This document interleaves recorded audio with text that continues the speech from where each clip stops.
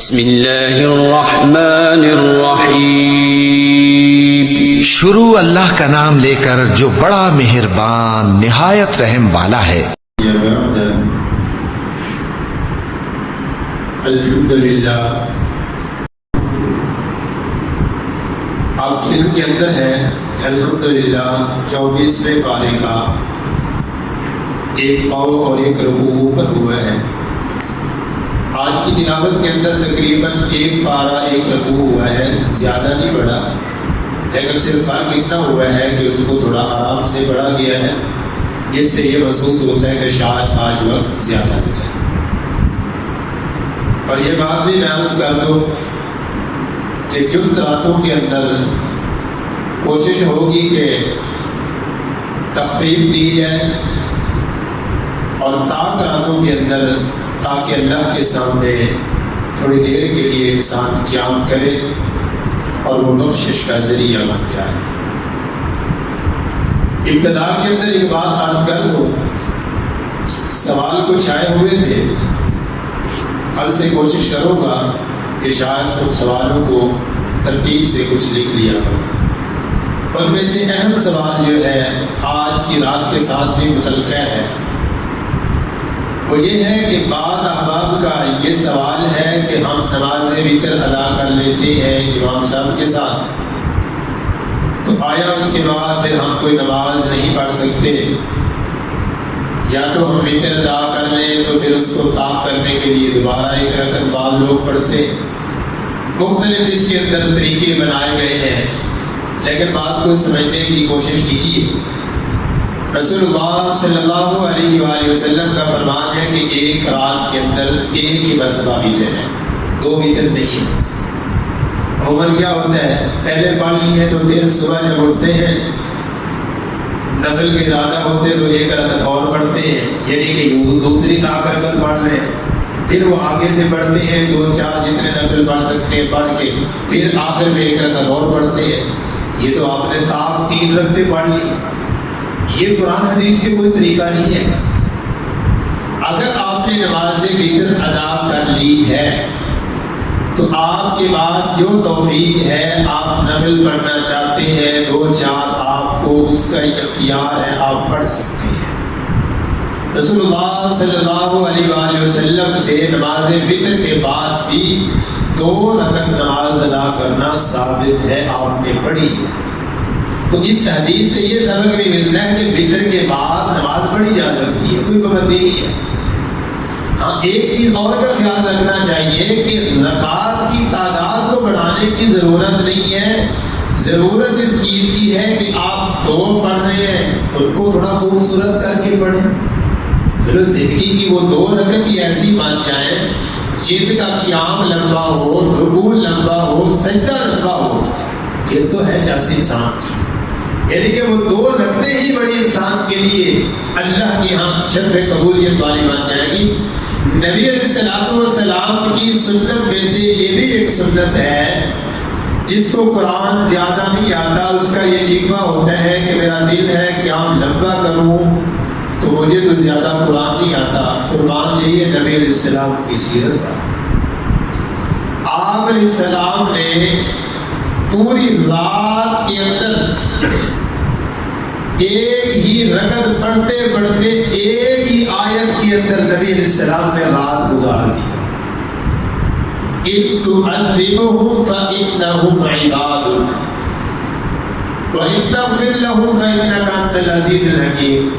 اللہ یہ بندے آپ کے ہیں، آپ ان کو عذاب دیں۔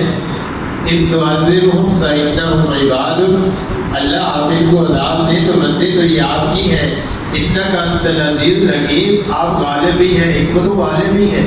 نبی علیہ السلام نے اس ایک آیت کو پڑھتے پڑھتے پوری رات کا قیام کر دیا، تو کیا سبب ملتا ہے؟ آپ کو زیادہ نہیں آتا، جو سورت آتی ہے اس کو پڑھتے ہیں، اور نہیں سورہ اخلاص کو شروع کر دیں، جتنی دل جمی کے ساتھ آپ پڑھ سکتے ہیں پڑھتے رہے، اس کو آپ کا قیام طویل ہے۔ یعنی کہ نبی علیہ السلام نے ہمیں سبق دے دیا ہے کہ آپ اپنے قیام کو اتنی قرآن کی آیات سے لمبا کر سکتے ہیں جتنی کہ آپ کو یاد ہے. کچھ زیادہ پڑھ لیں, بار بار پڑھ لیں, بار بار پڑھ لیں. اور میں ایک بات اکثر کہا کرتا ہوں, ربنا آتنا فی الدنیا حسنہ وفی الآخرۃ حسنہ وقنا عذاب النار. یہ قرآن پاک کی آیت ہے اور دعا بھی بڑی خوبصورت ہے. اللہ مجھے اور آپ کو لے جائے کعبۃ اللہ کی زیارت نصیب فرمائے. رکن یمانی اور حجر اسود کے درمیان اس دعا کو پڑھا جاتا ہے. یہ بڑی خوبصورت دعا ہے. دعا مختصر ہے, دنیا کی بھلائیاں بھی مانگ لی, آخرت بھی مانگ لی ہے. تو بندے نے قیام کیا ہوا ہے, ہاتھ اللہ کے سامنے باندھے ہیں, ٹک کے کھڑا ہوا ہے تو بار بار پڑھتا ہے ربنا آتنا فی الدنیا حسنہ وفی الآخرۃ حسنہ وقنا عذاب النار. ربنا آتنا فی الدنیا حسنہ وفی الآخرۃ حسنہ وقنا عذاب النار. اس کو بار بار پڑھتا رہے. دعا بھی ہو جائے گی, قیام بھی طویل ہو جائے گا, تلاوت بھی ہو جائے گی. یعنی کہ اگر ہم کچھ حاصل کرنا چاہیں تو اللہ نے آسانیوں کے راستے رکھے ہوئے ہیں, بشرط ہے کہ ہم کچھ حاصل کریں. تو یہ تاکراتے ہیں جنہوں نے بدر پڑھ لی ہے, بدر پڑھنے کو ترجیح کیوں دی جاتی ہے اس کو بھی ذرا سمجھ لیں. نبی علیہ السلام کی حدیث مبارکہ ہے, آپ علیہ السلام نے رمضان المبارک کے مہینے کے اندر جب رمضان المبارک کے پہلے 2 عشرے گزر گئے, تیسرے عشرے کی 23ویں رات کے اندر جو تاک رات تھی, نبی علیہ السلام نے قیام کرایا. رات کا ایک حصہ قیام کرایا, پھر 24ویں کی رات قیام نہیں کرایا, پھر 25ویں کی رات نبی علیہ السلام نے قیام کرایا. اور وہ رات جو تھی نبی علیہ السلام نے نصف رات قیام کرایا, آدھی رات. آپ علیہ السلام نے جب آدھی رات قیام کرا لیا تو آپ علیہ السلام کے ایک ساتھی عرض کرنے لگے, صحابی رسول کہ اللہ کے رسول صلی اللہ علیہ وسلم آپ ہمیں پوری رات ہی قیام کرا دیتے. نبی علیہ السلام نے جو جواب دیا وہ میرے لیے, آپ کے لیے بہت بڑی سعادت ہے, قیامت تک کے لوگوں کے لیے وہ آسانی اور سعادت ہے. آپ نے فرمایا جو امام کے ساتھ شروع کرتا ہے, امام کے ساتھ ختم کرتا ہے, اللہ اس کو پوری رات کے قیام کا اجر عطا فرماتے ہیں. یعنی کہ آپ نے 1 گھنٹہ 1.5 گھنٹہ یا 2 گھنٹے امام کے ساتھ قیام کیا. اب اگر آپ کو نیند آ بھی جائے گی تو آپ کی وہ نیند آپ کے لیے صدقہ ہو جائے گی, آپ کو پوری رات کا قیام ملے گا. جب آپ چھوڑ دیں گے تو پھر آپ نے امام کے ساتھ تو اختتام نہیں کیا. یعنی کہ اس حدیث کی فضیلت سے پھر آپ نکل جائیں گے. پھر دوسری چیز جو قبولیت کا ایک اہم ہے وقت ہے کہ قنوت نازلہ کی جاتی ہے, دعائیں پڑھی جاتی ہے. ان دعاؤں کی سعادت سے بھی انسان معروف ہو جاتا ہے. خود تو شاید اتنی نہ کر سکے, لیکن جب امام وہ دعائیں پڑھ رہا ہوتا ہے تو وہ بہت بڑی سعادت ہے. اللہ تعالیٰ نے جناب موسیٰ علیہ السلام کا واقعہ بیان کیا, موسیٰ اور ہارون علیہ السلام کا. جناب موسیٰ علیہ السلام دعا کرتے رہے, ہارون علیہ السلام آمین کہتے ہیں. یعنی کہ ہارون علیہ السلام وہ دعا نہیں پڑھ رہے تھے زبان سے, آمین کہہ رہے تھے. اللہ نے جواب دیا, فرمایا میں نے دونوں کی دعا کو قبول کر لیا. تو یہ جو امام پڑھ رہا ہوتا ہے, مقتدیوں کی جو آمین ہے وہ ساری دعائیں جو امام نبی علیہ السلام کی نبوت والی زبان سے نکلے ہوئے الفاظ پڑھ رہا ہوتا ہے, وہ ساری نعمتیں پیچھے جو کھڑے ہوتے ہیں ان کے حق کے اندر بھی قبول کی جاتی ہیں. تو ان چیزوں کو ذرا سامنے رکھنا چاہیے اور سامنے رکھ کر چلنا چاہیے. انشاءاللہ اللہ تعالیٰ اجر عظیم سے معروف نہیں کرے گا. آج کے درس کے اندر سوالوں میں سے صرف 2 سوالوں کا میں نے آپ کے سامنے جواب رکھا ہے. اور تیسری بات بھی عرض کر دوں, وہ سوال یہ ہے کہ اعتکاف کے اندر بیٹھے ہوئے عبادات کرتے ہوئے انسان بعض ایسا کمزور ہوتا ہے, مرد یا عورت, جس کا وضو زیادہ دیر تک نہیں ٹھہر سکتا. اس کو یعنی کہ کہہ لو بیماری ہے یا اس کی صحت کے اندر ایسی کمزوری ہے کہ صحت ساتھ نہیں دیتی کہ وہ بار بار وضو اسے کرنا پڑتا ہے, اس کا وضو زیادہ دیر تک نہیں رہتا. تو جو مجبور انسان ہوتا ہے اس کے لیے شریعت نے آسانی رکھی ہے وہ جب ایک مرتبہ کر کے آئے تو تھوڑی دیر جب ٹک کے عبادت کرتا رہے، اگر اس دوران تلاوت کرتے ہوئے اذکار کرتے ہوئے اس کا وضو ٹوٹ بھی جائے گا تو انشاءاللہ اس سے کوئی گناہ نہیں ہوگا، اس کو اس کی عبادت کا اجر ملتا ہی رہے گا۔ جب پھر دوبارہ نماز کے لیے یا دعاؤں کے لیے انسان دوبارہ اپنی عبادت کے اندر مصروف ہونے کی کوشش کرتا ہے، پھر ایک مرتبہ کرتے ہیں۔ بلکہ اہل علم نے یہاں تک اجازت دی ہے کہ ایک بندے کو بیماری ہے کہ بار بار اس کی ہوا خارج ہوتی ہے، اس کا وضو رہتا ہی نہیں، وہ وضو کرتے ہوئے بھی کئی مرتبہ اس کی ہوا خارج ہو جاتی ہے، تو نماز کی وہ ایک رکعت پڑھتا ہے، کئی مرتبہ اس کی ہوا خارج ہو جاتی ہے، تو وہ نماز مکمل کیسے کرے گا؟ بس وہ تو پھر وضو کے اوپر ہی آنے جانے میں لگا رہے گا، عبادت تو نہیں کرے گا۔ تو اس کے لیے آسانی ہے کہ وہ ایک مرتبہ وضو کر کے مکمل ایک مرتبہ نماز جو پڑھ رہا ہے، جس وقت کی پڑھ رہا ہے، اس کو مکمل کر لے، انشاءاللہ اس کو اجر ملے گا، کیونکہ یہ اس کی بیماری ہے، اس کے لیے آسانی ہے۔ تو ان چیزوں کو سامنے رکھ کر عبادات کے اندر مصروف رہیں تو انشاءاللہ اللہ تعالیٰ آسانیاں پیدا کرے گا، کوئی مشکل نہیں ہوگی۔ اور چوتھا سوال، اس کا تعلق کیا ہے؟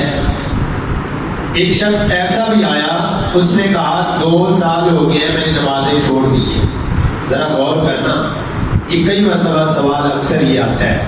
وہ کیا ہے کہ بعض بندوں کو نسیان کی، بھولنے کی بیماری ایسی رہتی ہے کہ وہ جب 2 رکعت یا 3 پڑھ لیتے ہیں نا، پھر ان کو شک ہو جاتا ہے، پتہ نہیں میں نے 2 پڑھی ہیں کہ 4 پڑھی ہیں۔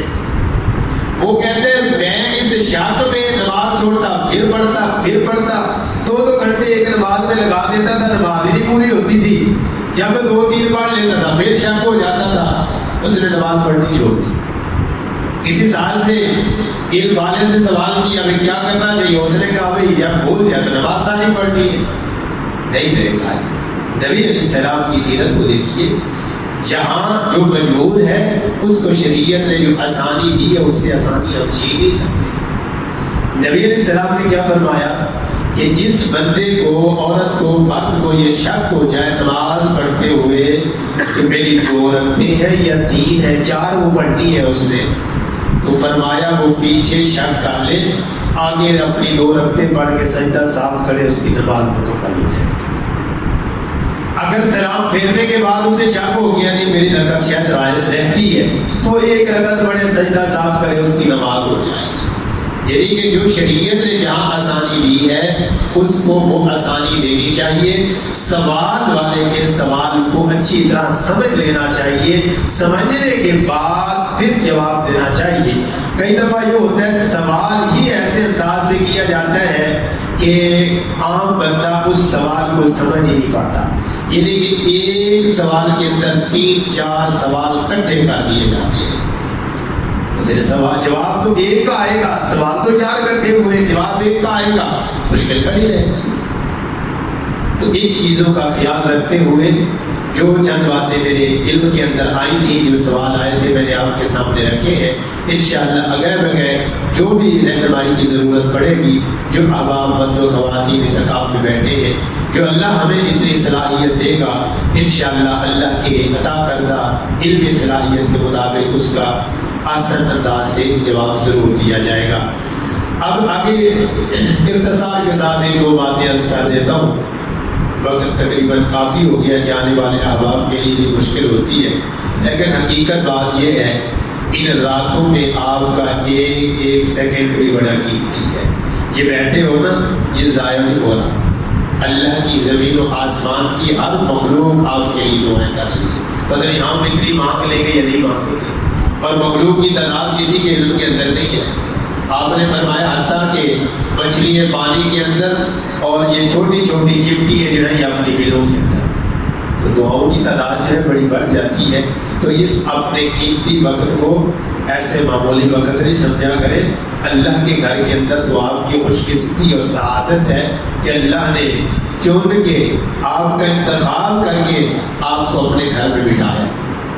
آپ کو جس سے محبت ہوتی ہے دعوت اسی دیتی ہے، تو جس سے نہ ہو کبھی کہتے ہیں سلام کر کے بھی راضی نہیں، اللہ کو محبت دی تو مالک نے اپنے گھر بلایا، توفیق دے دی، ہمارا کوئی کمال نہیں، ہماری کوئی توفیق نہیں، یہ اللہ کی توفیق سے ہم یہاں حاضر ہوئے ہیں۔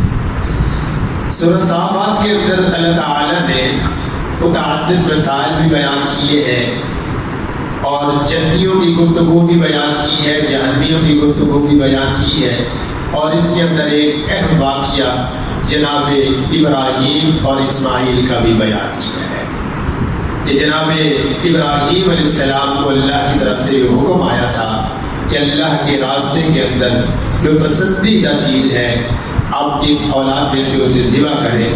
تو جناب ابراہیم علیہ السلام نے اللہ کی رضا کے لیے اپنے بیٹے کو میدان عرفات کے اندر لے جا کر ان کے گردن پر چھری رکھی، اللہ کے فیصلے پر راضی ہو کر اس پر کوشش کر رہے ہیں، لیکن یہ میرے اللہ کا فیصلہ۔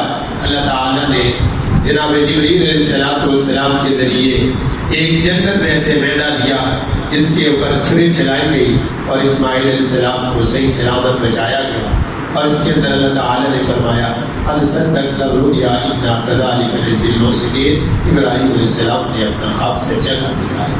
یہ میں نے اختصار کے ساتھ بہت شارٹ کر کے یہ واقعے کو بیان کر دیا، مقصد اس واقعے کی طرف اشارہ کرنا تھا۔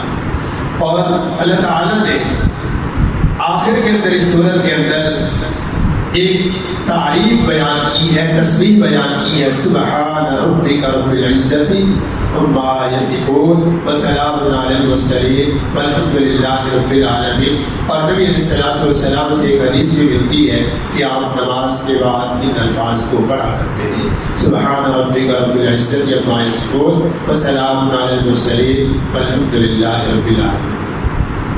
آگے سورۃ صاد کے اندر اللہ تعالیٰ نے جناب یونس علیہ السلام کا ایک واقعہ بیان کیا ہے، اس کے اندر بھی ایک سبق ہمیں یہ دے دیا گیا ہے کہ اللہ کی تسبیح کرنے والا، اللہ کے سامنے عاجزی اور انکساری کرنے والا، جتنی بڑی مصیبت اور مشکل میں آ جائے میرا رب اس تعریف کی برکت سے، اللہ کی حمد و ثنا کی برکت سے، تسبیحات کی برکت سے اللہ اس کو دکھوں سے نجات عطا فرماتے ہیں۔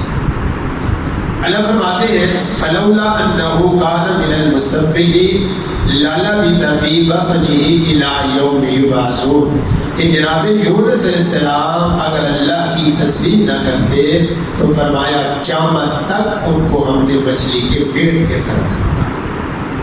تو قرآن نے بھی بات سمجھائی ہے اور نکالنے کی جو تسبیح بیان کی ہے وہ تسبیح کیا ہے؟ یہاں میں اللہ نے اشارہ دے کے بات بتا دی فلولا انہ کان من المسبحین، کہ اگر وہ اللہ کی تسبیح کرنے والے نہ ہوتے تو انہوں نے اللہ کی تسبیح کون سی کی تھی؟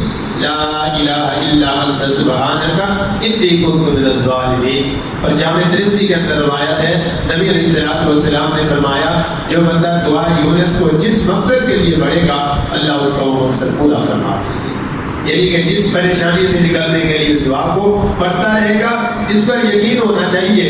اس کے اندر دو باتیں ہیں، ایک اللہ تعالی کی وحدانیت کا اقرار ہے، رب کی طاقت کا اقرار ہے، رب کی قدرت کا اقرار ہے، اور دوسری بات اپنی عاجزی اور انکساری ہے، انی کنت من الظالمین۔ اللہ یہ کوئی اگر میرے اوپر آزمائش مصیبت کوئی دکھ آیا ہوا ہے نا میرے مالک، اس میں آپ نے میرے اوپر کوئی ظلم نہیں کیا، اس میں میرے سے کوئی نہ کوئی ظلم ہوا ہے، اس وجہ سے میں اس آزمائش میں آ گیا ہوں، اللہ کسی کی طاقت نہیں ہے مجھے اس سے نکال دے، یہ صرف آپ کی طاقتیں ہیں۔ اور یہاں پہ جب وہ تصور کرے گا کہ میرا مالک جب یونس علیہ السلام کو مچھلی کے پیٹ سے نکال سکتا ہے، مچھلی کے پیٹ کا بھی اندھیرا، سمندر کے پانی کا بھی اندھیرا، پھر رات کے بھی اندھیرے، اور قرآن نے جمع کا صیغہ استعمال کیے، فرمایا فنادا فی الظلمات، اللہ فرما رہے ہیں جناب یونس علیہ السلام نے اندھیروں کے اندر پکارا، وہ بڑے طویل اندھیرے تھے، اور پھر دوسری بات کسی کو کوئی علم نہیں کس مچھلی کے پیٹ کے اندر ہے، نہ مچھلیوں کی تعداد کسی کے علم کے اندر ہے، تب سے لے کے آج تک کسی سے پانی سے مچھلیاں کو ختم ہوئی ہے، یہ رب کا نظام ہے۔ اللہ نے جناب یونس علیہ السلام کو پھر نجات دے دی اور ہمیں یہ سبق دے دیا اگر اسی تسبیح کے اندر تم بھی رہو گے جیسے یونس علیہ السلام کو نکالا تمہیں بھی نکالنا اللہ کے لیے کوئی مشکل نہیں ہے. اور اللہ اگلی آیت میں فرماتے ہیں فَاسْتَجَبْنَا لَهُ وَنَجَّيْنَاهُ مِنَ الْغَمِّ وَكَذَلِكَ نُنْجِي الْمُؤْمِنِينَ. فرمایا ہم نے ان کی دعا کو قبول کیا اور غم سے نجات دی. وَكَذَلِكَ نُنْجِي الْمُؤْمِنِينَ. اور ہم مومنوں کو بھی اسی طرح نجات دیتے رہیں گے. یعنی کہ آگے اصول بھی دے دیا کہ اگر نجات چاہتے ہو تو اس تسبیح کو اپنے اٹھنے بیٹھنے کے وقت چلتے پھرتے اپنے اللہ کی اس تسبیح کو زبان پر تم جاری کر لو.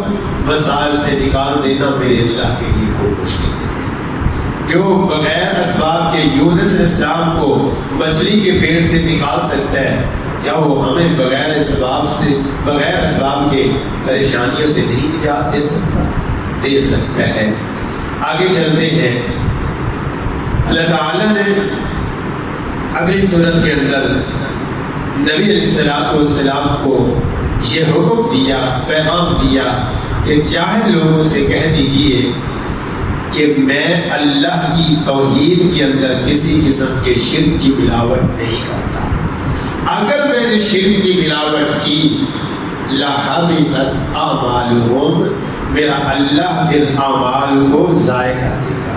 یعنی کہ ہمیں ایک سبق بھی دیا کہ شرک سے اپنے دامن کو بچا کر رکھنا ورنہ یہ تمہاری راتوں کی عبادتیں دن کے روزے قرآن کی تلاوتیں اور نماز زکوٰۃ حج یہ عبادات اگر شرک آ گیا تو یہ عبادات ضائع چلی جائے گی. ان کو محفوظ رکھنا ان کی حفاظت کرنا بھی اسی طرح تمہاری ذمہ داری ہے جس طرح ان کو تم عمل کر کے پورا کرتے ہو اللہ کے حکم. اگر انسان زمین کے اوپر پودے لگا دے ان کی دیکھ بھال نہ کرے نگرانی نہ کرے تو وہ ختم ہو جاتے ہیں. ایسے ہی اعمال صالح جو کرتا ہے ان کی حفاظت کی فکر نہ رکھے تو وہ اعمال بھی پھر انسان کے لیے وہ ضائع ہو جاتے ہیں. اس چیز کی فکر کرنی چاہیے. اللہ تعالیٰ سے دعا ہے جو چند باتیں عرض کی ہیں اللہ مجھے اور آپ کو عمل کی توفیق عطا فرمائے. اور آخری بات آخری سوال تقریباً مرد و خواتین اس جذبے کے ساتھ شوق کے ساتھ صلاۃ التسبیح ادا کرتے ہیں. صلاۃ التسبیح ادا کی جا سکتی ہے. اس کے اندر ایک بات تو یہ یاد رکھیں اس کو جماعت کے ساتھ ادا کرنے کا نبی علیہ السلام سے آپ کے اصحاب سے کوئی ثابت نہیں ہے. نبی علیہ السلام نے اپنے چچا کو بتائی تھی حضرت عباس رضی اللہ تعالیٰ کو. انہوں نے بڑی فضیلت بتائی کہ اللہ تعالیٰ تمہارے ہر قسم کے گناہوں کو معاف فرما دے گا. فرمایا پھر کہ چاہے تو روزانہ پڑھ لیں چاہے تو ہفتے میں ایک مرتبہ پڑھ لیں چاہے تو مہینے میں. پھر فرمایا سال میں. آخری آپشن دیا زندگی میں ایک مرتبہ. اور اس کے اندر نبی علیہ السلام نے جماعت کا حکم نہیں دیا نہ کسی صحابی نے جماعت کرائی ہے. جو عمل نبی علیہ السلام سے آپ کے صحاب سے نہ ملتا ہو اس کو جب ہم ثواب سمجھ کر جماعت سے ادا کریں گے وہ بدعت میں شامل ہوگا.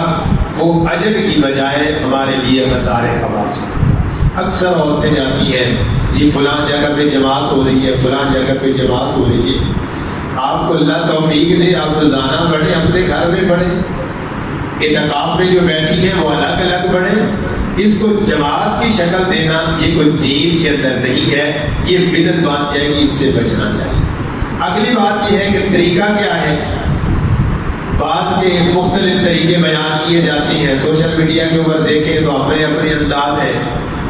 احادیث کے اندر جو طریقہ موجود ہے جن کے پاس پیارے رسول صلی اللہ علیہ وسلم کی پیاری دعا ہے جو کسی بک ہے جن کے پاس موجود ہے نا اس کے اندر یہ الفاظ بھی موجود ہیں اور طریقہ بھی موجود ہے. مشکات جس کے پاس ہے تو مشکات کے اندر دیکھیں سبحان اللہ والحمد للہ ولا الہ الا اللہ واللہ اکبر یہ الفاظ ہیں. اب اس کا طریقہ یہ ہے کہ 4 رکعت نفل نماز ہوتی ہے اور اس کی زبان سے کوئی نیت نہیں ہے. زبان سے کسی نماز کی نیت نہیں ہے. بلکہ آج میں پڑھ رہا تھا سوشل میڈیا پہ وہ اعتکاف کی نیت بھی انہوں نے بیان کی ہوئی تھی. اللہ کے بندو، نیت آپ کے ارادے کا نام ہے. آپ کا جب ارادہ بن گیا ہے، آپ ذہن بنا کے آ گئے ہیں، آپ نے اپنے اللہ کے ساتھ اپنا ارادہ پختہ کر لیا کہ اللہ میں نے یہ نیکی کرنی ہے، اس کو زبان سے بیان کرنے کا کوئی مقصد ہی نہیں ہے. نبی علیہ السلام نے اعتکاف کیا، اور کتنا کیا؟ ماں عائشہ رضی اللہ عنہ فرماتی ہیں آپ اعتکاف کرتے رہے حتیٰ کہ آپ اپنے اللہ سے جا ملے، اور آپ کے بعد آپ کی ازواج مطہرات بھی اسی طرح اعتکاف کرتی رہی، صحابہ کرام بھی کرتے رہے. جب اتنا اہتمام سے یہ عمل ہوتا رہا تو پھر نیت کیوں چھپی رہ گئی؟ نیت کرتے تھے تو وہ بھی ظاہر ہوتی، نہیں کرتے تھے زبان سے، اس لیے نہیں ظاہر. تو اس سے پرہیز کرنا چاہیے. تو اس کی زبان سے کوئی نیت نہیں ہے، ارادہ ہے. دل کے اندر اپنا ارادہ پختہ کر لیں. آپ نے دعا استفتاح پڑھ لینی ہے، اللہم باعث بینی پڑھ لینی ہے، سبحانک اللہم پڑھ لینی ہے، یا اللہ اکبر کبیرہ والحمدللہ کثیرہ وسبحان اللہ بکرۃ واصیلا. نبی علیہ السلام نے فرمایا جو بندہ یہ پڑھ لیتا ہے، آپ تہجد کی نماز کے اندر سورہ فاتحہ سے پہلے یہ الفاظ پڑھتے تھے، اللہ اکبر کبیرہ والحمدللہ کثیرہ وسبحان اللہ بکرۃ واصیلا. اور دوسرے الفاظ ہیں الحمدللہ حمدا کثیرا طیبا مبارکا فیہ. نبی علیہ السلام نے فرمایا کہ بندہ اپنی نماز میں الفاظ پڑھتا ہے، اللہ اس کے لیے آسمانوں کے دروازے کھول دیتے ہیں. تو فضیلت والا عمل ہے. جب عبادت ہی کرنے ہیں، وقت ہے، تو پھر آپ ان الفاظ کو پڑھیں. رکوع قیام اس کا ٹک کے کریں، رکوع کے اندر دعائیں پڑھیں، اللہ توفیق دیتا ہے. سبحان ربی العظیم بس ایک عادت بن گئی، بچہ کہتا ہے سبحان ربی العظیم 3 مرتبہ ہے، سبحان ربی الاعلیٰ 3 مرتبہ ہے، بس ہم 3 پہ ہی کھڑے ہیں، اوپر کوئی بھی نہیں جاتا. نہیں میرے بھائی، اللہ توفیق دے، ہمت کرے، زیادہ کرے اس کو جتنی توفیق ہوتی ہے. ایک بات اور بھی یاد رکھ لیں، جب آپ تعداد بڑھاتے جائیں گے آپ کے اوپر گنتی کی بھی کوئی پابندی نہیں ہے کہ اس کو تاپ میں اتنا ہی رکھنا ہے، آپ پڑھتے جائیں. جس مالک کے لیے تسبیح ہو رہی ہے وہ جانتا ہے کہ کون کر رہا ہے اور کس طرح کر رہا ہے، کتنی کر رہا ہے. آپ کرتے جائیں، زیادہ پڑھیں گے کوئی پابندی نہیں ہے. جب آپ نے قیام اپنا مکمل کرنا ہے رکوع جانے سے پہلے، یعنی کہ آپ نے سورہ فاتحہ بھی پڑھ لی، آگے سورت بھی پڑھ لی، اللہ توفیق دے تو جو سورت آپ پڑھ لیں اس کے بعد ہر رکعت کے اندر سورہ اخلاص 7 پڑھ لیں، سعادت ہے. بلکہ ان دنوں بیٹھے ہیں اپنے فرائض جو امام کے ساتھ پڑھتے ہیں، اس کے علاوہ آپ جتنی نفلی عبادت کرتے ہیں ان کے اندر کوئی سورت پڑھنے کے ساتھ پھر سورہ اخلاص ملا لیں. نبی علیہ السلام کا ایک صحابی یہ عمل کرتا تھا. آپ نے پوچھا کیوں کرتے ہو؟ فرمایا اللہ کے رسول صلی اللہ علیہ وسلم اس کے اندر اللہ کی توحید ہے اور مجھے اس سورت سے بڑی محبت ہے. نبی علیہ السلام نے فرمایا اس کی محبت انہیں اللہ کی جنت میں داخل کر دی. یہ نہیں کہ نیکی کرنی ہے نا، کوئی سورت پڑھ کے اس کے ساتھ سورہ اخلاص پڑھ لیں. جب آپ نے یہ قیام کر لینا ہے، رکوع نہیں کرنا، رکوع سے پہلے پھر آپ نے سبحان اللہ والحمدللہ ولا الہ الا اللہ واللہ اکبر ان الفاظ کو قیام کے اندر آپ نے 15 مرتبہ پڑھنا ہے. پھر رکوع کی تسبیح کرنے کے بعد آپ نے 10 مرتبہ اس کو پڑھنا ہے. رکوع کی تسبیح کے بعد جب آپ اٹھیں گے رکوع سے قومے کے اندر، آپ کھڑے ہو کے سمع اللہ لمن حمدہ اللہم ربنا ولک الحمد، اللہم بھی بڑا سعادت ہے. نبی علیہ السلام نے فرمایا، صحیح البخاری کی روایت ہے، جو رکوع سے اٹھتے ہوئے اللہم ربنا ولک الحمد کہتا ہے غفر لہ ما تقدم من ذنبہ، اللہ اس کی زندگی کے پچھلے سارے گناہوں کو معاف کر دیتا ہے. صرف فرق اللہم کہ ربنا ویسے ہی پڑھتے رہتے ہیں، تو اس کا اضافہ کر لیں، ساتھ پڑھ لیں، سعادت ہے. جب آپ نے یہ پڑھ لیں حمدن کثیر طیبہ مبارکا فیہ، یہ دعا پڑھ لیں کہ اللہم ربنا لک الحمد ملء السماوات وملء الارض وملء ما بینہما وملء ما شئت من شیء بعد، اہل الثناء والمجد حق ما قال العبد وکلنا لک عبد، اللہم لا مانع لما اعطیت ولا معطی لما منعت ولا ينفع ذا الجد منک الجد. یہ الفاظ میں رسول اللہ صلی اللہ علیہ وسلم پڑھا کرتے تھے رکوع سے جب اٹھتے تھے. دعائیں تو بڑی ہیں، اگر ہم پڑھنے والے بنے 2 رکعتیں پھر ہم سے نہیں پوری ہوں گی. جذبہ ہونا چاہیے، 2 رکعتیں بڑی خوبصورت ہو جائے گی اور لذت اللہ بڑی دے دے گا. اللہ ہمیں عبادت کی لذت مٹھاس نصیب فرما. جب آپ رکوع سے یہ تسبیح پڑھ لیں، کھڑے ہو جائیں 10 مرتبہ، پھر آپ نے سبحان اللہ والحمدللہ ولا الہ الا اللہ واللہ اکبر کوئی تسبیح 10 مرتبہ پڑھنی ہے. پھر سجدے کے اندر پہلے سجدے میں 10 مرتبہ پڑھنی ہے، سجدہ کر کے جب آپ اٹھیں گے درمیان کے اندر بیٹھیں گے، دوسرا سجدہ کرنے سے پہلے جو درمیان میں دعا پڑھی جاتی ہے اللہم اغفر لی وارحمنی واجبرنی وارفعنی واہدنی وعافنی وارزقنی رب اغفر لی رب اغفر لی، اس دعا کو پڑھنے کے بعد پھر آپ نے 10 مرتبہ وہی تسبیح پڑھنی ہے۔ پھر آپ نے دوسرا سجدہ کرنا ہے تو دوسرے سجدے کے اندر سجدے کی تسبیحات پڑھنے کے بعد پھر آپ نے وہی 10 مرتبہ تسبیح کرنی ہے۔ جب آپ دوسرا سجدہ کر کے اٹھیں گے جسے کہتے ہیں جلسہ استراحت، اور یہ نبی علیہ السلام ہر نماز میں کرتے تھے، دوسری رکعت کے لیے اٹھنے سے پہلے نبی علیہ السلام دوسرا سجدہ کر کے پہلے بیٹھتے، بیٹھ کے پھر کھڑے ہوتے، تو اس وقت پھر آپ نے 10 مرتبہ اس کو پڑھنا ہے۔ اس طرح یہ ایک رکعت کے اندر 75 مرتبہ یہ الفاظ ہو جائیں گے۔ اس طرح کر کے آپ نے 4 رکعتیں پڑھنی ہے۔ اس طرح درمیانی تشہد کے اندر جب آپ درمیانہ تشہد پڑھ لیں گے پھر آپ نے اسی دعا کو 10 مرتبہ پڑھنا ہے، اور آخری تشہد آپ جب مکمل کر لیں گے پھر آپ نے اس دعا کو 10 مرتبہ پڑھ کے پھر آپ سلام پھیر دیں گے۔ یہ ہے اس نماز کا طریقہ، جو پڑھے وہ شوق سے اور کوشش کرے جو طریقہ نبی علیہ السلام نے بتایا ہے اس کے مطابق اس کو ادا کرے۔ اللہ سے دعا ہے جو چند باتیں عرض کی ہیں اللہ مجھے اور آپ کو عمل کی توفیق عطا فرمائے۔ اقول قولی ھذا والحمد للہ رب العالمین۔